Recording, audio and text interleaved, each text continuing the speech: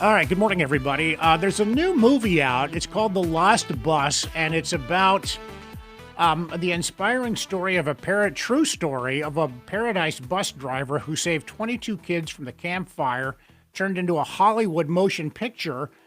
It hit theaters over the weekend. It's done very well, too, by the way, on Rotten Tomatoes. The review site, we'll talk about some of the numbers there as well. First, let me introduce myself, Jerry O'Lennon. And along with Pastor Alfredo Romero of Rock of Life Fellowship, our co-host, and Bishop Peter Hansen of St. Augustine Anglican Church. We got to be honest here. So far, I have only seen the trailer. Yeah. Have you even seen the trailer yet? Yes. Yes. Well, let's tell you right now. Rotten Tomatoes, the critics of the 70 or so critics that have given reviews of it, they've gotten 85% positive reviews. Wow. And the audience moviegoers have given it a similar 85%, and there's been about 60 of those. So the movie has gotten good reviews.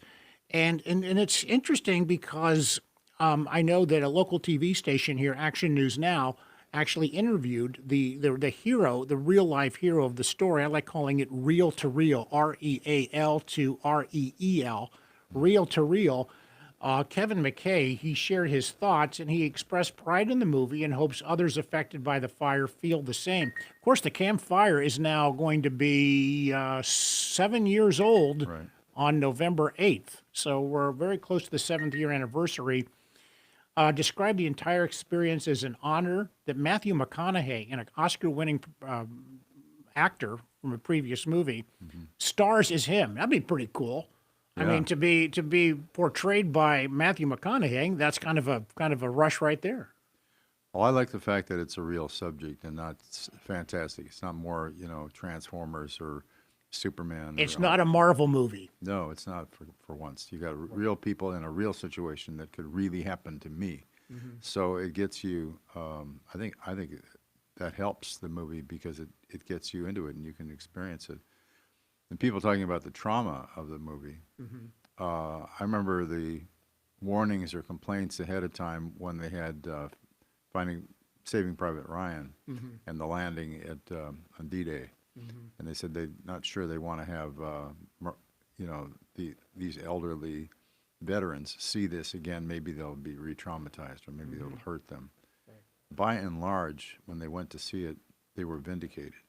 Yeah. They saw that heroism, the terror of it, what they lived through, and they said, yeah, they got it right, This was what it was like. That is an interesting topic because I know, Pastor Alfredo, you were you lost everything, houses, your family lost houses. I'm curious, that is one way of thinking about it, which I hadn't considered, being vindicated. Would you want to watch the movie and see for yourself and feel vindication, or would it be something that would be too troubling for you and triggering and make you go like, oh, I don't want to relive the experience? I could understand both views. What do you think? Okay. I don't want to see it. Mm-hmm. There was another movie that came out last year called Faith in the Flames with Christy Mess about, I believe she was a nurse at Feather River, and her story there. And there was a documentary in 2019. I didn't see either of them, and I don't want to see it. I had a lady come up to me in church on Sunday and said, who also went through the fire. She says, my family's pressuring me to see it. They think it might be good for me. She goes, I just don't want to relive it. And they challenged her faith. Go, well, wait a minute, don't you have faith? And God's good. I go, no, you don't understand. I don't want to see it. I lived through it. And same thing with me. Sure. I drove through the fire to try to get to my wife, and because I was down in Chico, and then she was there with my mom, and my wife is disabled, and I pulled over and said, Lord, I think I'm going to die. I think the world's ending. It was traumatic. And yes, I'm healed, but there's a scar for some of our wounds, and I don't want to reopen it. So, I got it. I drove in, and there was fire, and I had to get my wife out, and my sister was caught in the flames and up by the Feather River hospital, running with her two boys. She FaceTimed us to tell us we're going to go be with my dad. My dad had just died a few months earlier. We said goodbye to her over Facebook. She was showing us the flames, people burning in cars, and why would I want to relive that again? I understand that. I'm curious, though, the viewpoint that was just expressed earlier, the vindication aspect of it. Do you think there might come a time, maybe it's still too fresh, 7 years, do you think there might be a time when you will want to look at this movie and say, I mean, I understand. I mean, I don't like seeing things that, I mean, the Charlie Kirk assassination, I have not looked at it. I have No, no desire to see it no. No. because I don't want to get desensitized to it and I just don't want to be traumatized by it. Yeah. But so I certainly relate to what you're saying. Yeah. And you're actually lived through this, so I could understand it. Do you think there might come a time, not maybe on the 7th anniversary of the campfire, but maybe on the 15th anniversary of the campfire, you'll say, you know what, I think I want to see this movie and just for the heroism part of it. Did it change over time? Oh, this is just my personal view. I don't want to watch any of those things. I just don't want to. I'm very emotional. It's even hard talking about it sometimes. But my sister lost her home. They almost passed away. They barely escaped. I got my wife out, got my mom out. I got my daughter out and her 4-month-old son, and my niece lived in Paradise, and they lost their home, and we had another house that some friends lived in. It was a rental, and I don't want to go through it again. It is emotional. I moved out of Paradise. My house was destroyed. Everything I ever owned was destroyed, and it was a tough year. My dad had died 4 months before. It was a tough year.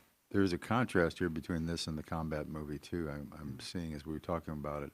You know, you're out in war and you expect to see violence and so forth. You bring it home like this, and it is your home, and it gets burnt down to the ground. And when you go back to see it, it's 3 inches high. You know, that's your whole house. And this movie, of course, also adds the element of children. Yeah. You know, like all the Jurassic Park movies, they all have children in them. Yeah. Right. To make us especially feel something about these monsters, these tyrannosauruses that are trying to eat our children. Yeah. I think what I find interesting about the movie, and of course I only experienced afterwards, and I saw all the pain that people went through. So I certainly am not in the same boat as certainly Pastor Alfredo here at all, or anybody else that suffered through it. What I think I would probably want to appreciate from the movie would be how just an average regular person can become a hero. And I think it's nice when Hollywood does a movie where you take an average ordinary person and make him into a hero as opposed to, Iron Man and Spider-Man and all the other people, Caped Crusaders, that are all made up.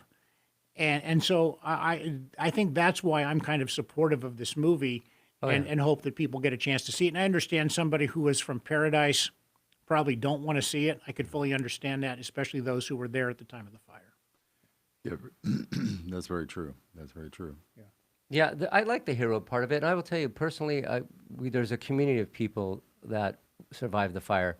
I've heard lots of hero stories. I mean, lots of them. There's a hero story. My sister and her 2 boys, 9 years old, and an older boy, running through the fire, and with a group of people. They stayed at the church, and then that started. Then there was a police officer with them. He moved them. And then that place burned down, and he moved them. And then they all ran from Pence to Clark, and they all were in the parking lot by the store, and they all dispersed. And my sister was flagging cars down, and there was a pastor's wife from CMA, Dave Brune's wife. They knocked on her door, and she was a car by herself, and she begged them to let him in. And she let him in, and about 3 hours later, she made it back down the hill. We had no contact with her. She's a hero. And I had a friend of theirs whose daughter was running through the fire by herself out of school. They couldn't get to her, and a stranger picked her up. And that person's a hero. There are certainly a lot of heroes, and it's good that there's at least maybe one movie that kind of exemplifies the heroism that was involved in a lot of other. But Hollywood can only pick 1 or 2 of them. You can't pick them all. Yeah. I agree with that. There's a hero that I watched during the event of it. I'm a police chaplain, and so I was called one day out to the chaplaincy, and the marshaling yard. They held the sheriff's department held a place in the Butte College facility as a rallying place to send people out to. Now they were sending out officers of various kinds, multi-agencies, to look for people, look for bodies, basically, just behind the fire. It was still burning. It was just a day or 2 after it started. And Sheriff Honey was at the head of this whole thing, and he's deploying people, and he's saying, at this point, they don't know how many people are dead because they have hundreds of people listed as missing. And so he's looking at hundreds of deaths, and you can see it in his face and his eyes. And he's in command, and he's getting this thing organized, but it's costing him something huge, because he's thinking this could be 1,000. You know, that would be such a. It was in any case the biggest, most life costly wildfire in our history, but it could have been even huger. If this fire had, my wife had said that, if this fire had started at, let's say, 3 a.m. or 4 a.m. in the morning, we all would have been gone. We wouldn't have been able to get out. According to the Kevin McKay, the real life hero, who's played by Matthew McConaughey, that the filmmaker Paul Greengrass wanted it to be as real and authentic and true to the story. And of course, it's a Hollywood film. He's quoted as saying, Mr. McKay. So there's some things in there that are either exaggerated or collapsed. You know, there's some sort of creative license. In other words, you can't get his whole life story told leading up to this event within, you know, a 2-hour motion picture. So he says that for the scenes that are most graphic, I suppose, or exciting, the chasing out of the fire, are very much as they were. And before we go to a break, I do want to make sure we mention that The Lost Bus is available for streaming on Apple TV Plus starting on October 3rd. And it's been playing at the Pageant Theater in Chico over the weekend, but we're told it has been extended now because it has been very popular for people to see, and it's been extended throughout the week. It's also been playing in cinemas in Red Bluff and Orville, and as I said, it has gotten very good reviews on Rotten Tomatoes, 85% among critics, similar number among moviegoers. The Lost Bus, again, available for streaming on Apple TV starting on October the 3rd, something that I'm going to see, and I understand if people who might get triggered might not want to see the film, The Lost Bus. We're going to take a break, and we'll be right back. We get mail. We got a lot of it over at the Charlie Kirk shows that we discussed. Some of them were things that were kind of just really Vile? Vile. There's the word. Pastor Alfredo Romero, Rock of Life Fellowship, Bishop Peter Hansen, St. Augustine Anglican Church in downtown Chico. There's one involving, and I'll let you talk about it. It has to do with and it sounds profound. But it's maybe not as profound as he thinks it is. Yeah, it sounds very profound. His name is David Varkle. He said he has a picture of Linda Blair as what was her name, Reagan, in The Exorcist. Yeah. And it has the meme says, "Isn't it odd that believers get possessed by demons, yet atheists never do?" Sounds profound, but I'm not sure it's as profound as he thinks it is. That sounds like internet wisdom. Well, just to do a quick recap, I believe what he's saying is, if you believe in God and you believe in demons, so therefore you can be possessed by a demon. But I say there's no God, and I'm pretty sure there's no God, therefore there's no demons, so I can't be possessed. That's his logic. So what do you think? Well, let me count the ways. I think the obvious answer is that the devil doesn't bother with people he doesn't need to bother with. Is that the case, maybe? Well, that can be true, too. I mean, yeah, it takes a special kind of, I say special in very big quotes, a special kind of person to be possessed. Most people are, if they're affected by the demons, they're oppressed or they're tempted or whatever. Like you say, if the devil's already got you locked up, what does he need to do? Spooking you or doing weird things to you? He's probably going to make you feel real good. Yeah, just the opposite. I mean, if if the devil came for somebody who he's already had, that might make him go, "Gee, I don't want to be a part of this. I'm going to go to the Christian side." Yeah. I mean, it might have just the opposite effect. Yeah. So I just want to say something real briefly. This isn't done, and we're not mocking anybody that doesn't have a Christian faith. But what I want to say is, look, there's this is obviously the Christian worldview. This is the Christian view, and people have they have a choice, obviously free will, to not believe in the Bible, not believe in God's word, not believe in Jesus Christ as Savior, and to say you have a perfect right. All we're doing is giving you the Christian view. Right. You cannot believe in it if you choose. We pray that you do, obviously, because we love everyone. We want everyone to be part of God's family. But apparently, this gentleman is, like I said, he's saying There's no God, therefore I can't be oppressed by the devil or possessed. Well, in his own definition of things, that works out. But is his definition really true? If there is a God, then he's left a record of himself.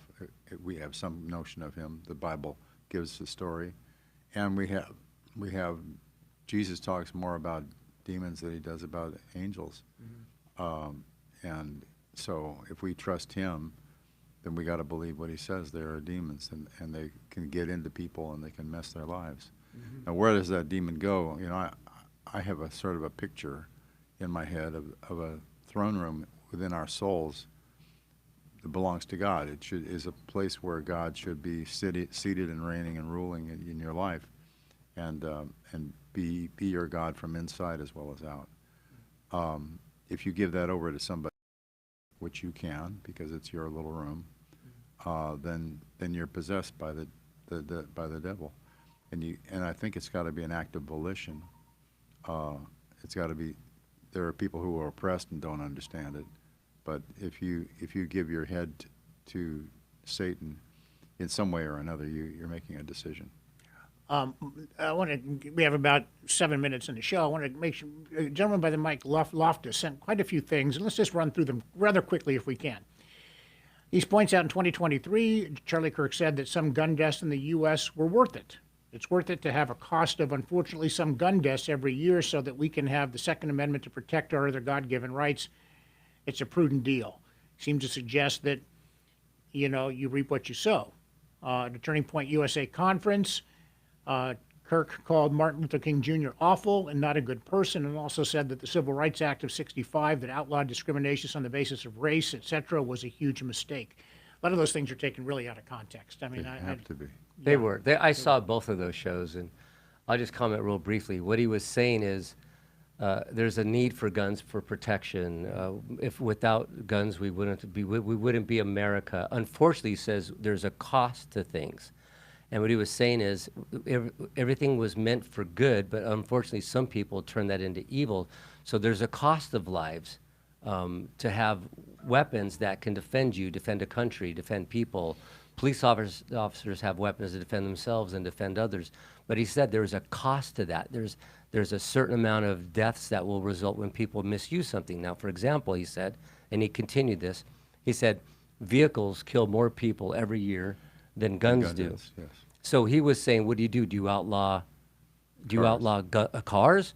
Because we need cars, we need vehicles, but there's a cost to having cars. Unfortunately, there's car accidents.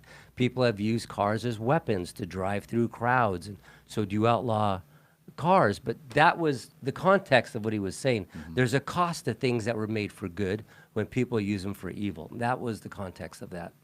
Yeah, there's some other things too that he only puts half the story in. He talks about the inclusion of black airline pilots. Charlie Kirk is quoted as saying, but he doesn't take the whole thing. He says, if I see a black pilot, I'm going to be like, boy, I hope he's qualified. He's talking because of the DEI. Yeah. And so he says, if we're lowering the standards for any particular person, whatever their race, creed, or color, for whatever reason, he's going to be concerned that the standards have been lowered and that could affect whether or not he feels safe.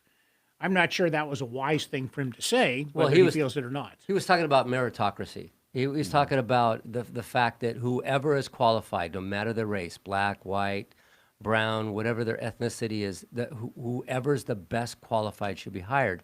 But if we're putting people in there in high, very important and responsible positions, don't you want the best person? If the best person was black, put that person in. If the best person was Asian, put that person in. If the best person was white, put that person.